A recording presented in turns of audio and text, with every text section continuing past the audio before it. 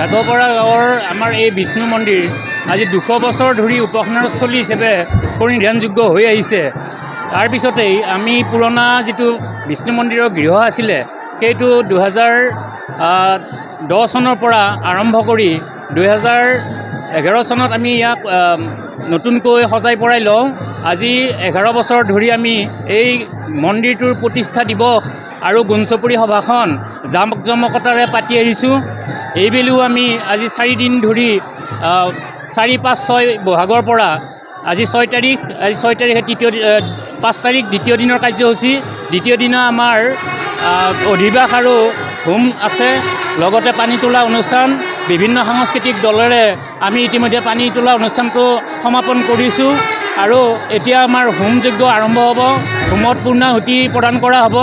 ইয়াৰ বাবে আমি এই ভক্তবান ৰাইজ থুপুৰি হৈছোঁ।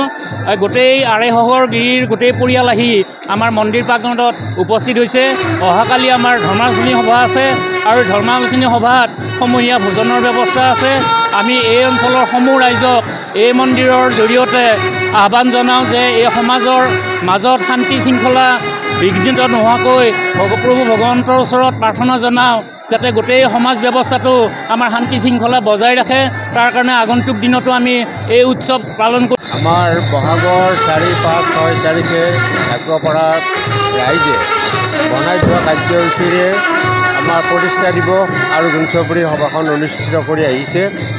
আজি আমাৰ দ্বিতীয় দিনা আমাৰ শোভাযাত্ৰাৰে আমি কাৰ্যসূচী আৰম্ভ কৰিছিলোঁ। বনাই থোৱা শোভাযাত্ৰা আমাৰ ইতিমধ্যে শেষ হৈছে আৰু এই শোভাযাত্ৰাই গোটেই গাঁওখনৰ যিটো এনাজৰী এই এনাজৰীডাল বান্ধ খুৱাই ৰাখিছে।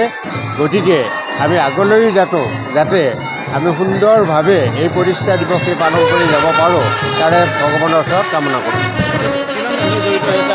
আমাৰ মানুহ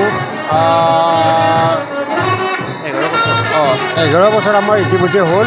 আমাৰ মানুহ 200 ঘৰ মানুহ জড়িত হৈ আছে। প্ৰায় পৰিয়াল হিচাপে সংখ্যা হিচাপে আমাৰ 2000 মানুহ আমাৰ এই কাৰ্যসূচীত অংশগ্ৰহণ কৰি আছে প্ৰতিবাৰে।